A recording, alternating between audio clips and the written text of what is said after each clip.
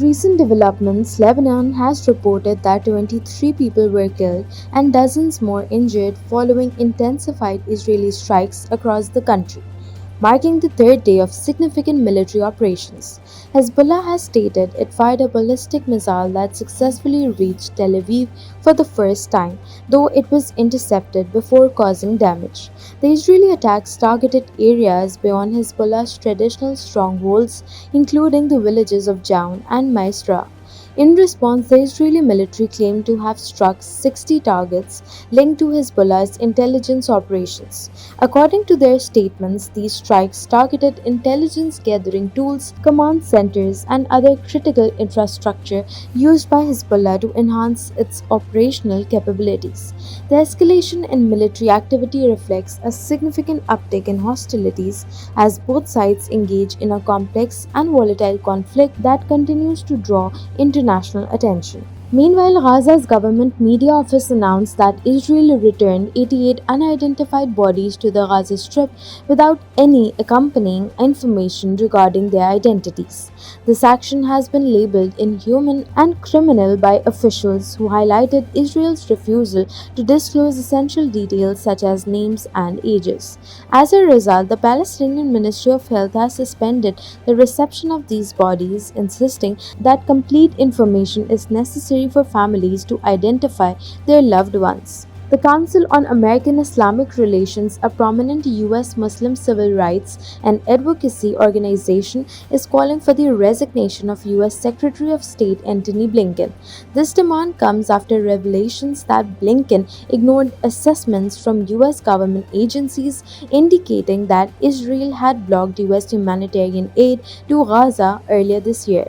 An investigative report by ProPublica highlighted that the U.S. Agency for International Development informed the State Department in April about Israel's arbitrary denial and restrictions on aid intended for Gaza. Despite these warnings, Blinken submitted a report to Congress in May claiming the opposite, stating that aid was not being obstructed. CAIR's National Executive Director Nihad Awad criticized this action, asserting that lying to Congress during a humanitarian crisis is a severe violation of law. He emphasized that this deception prolongs the suffering of millions of innocent Palestinians who rely on humanitarian assistance. In recent developments, Prime Minister Shehbaz Sharif announced that Pakistan has successfully met the stringent conditions set by the International Monetary Fund, marking a significant step towards stabilizing the country's economy. During a discussion at the UN General Assembly, he expressed gratitude to nations like China, Saudi Arabia, and the UAE for their invaluable support. However, he urged developed countries to assist developing nations like Pakistan, which face immense debt traps exacerbated by climate-related disasters. PM Shehbaz highlighted the impact of last year's catastrophic floods, stressing the need for a just financial system to address these challenges while underscoring the ongoing struggle against terrorism in Pakistan. On Tuesday, the Islamabad High Court disposed of a petition of former Prime Minister Imran Khan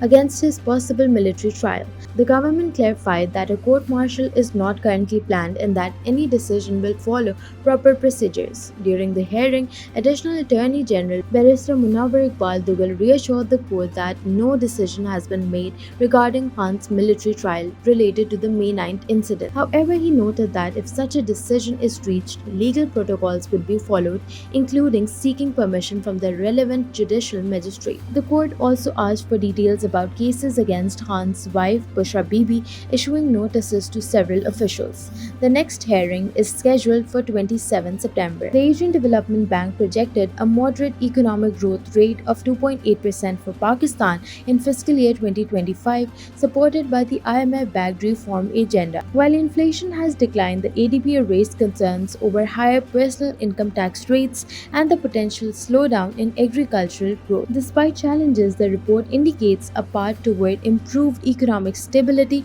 and development for Pakistan.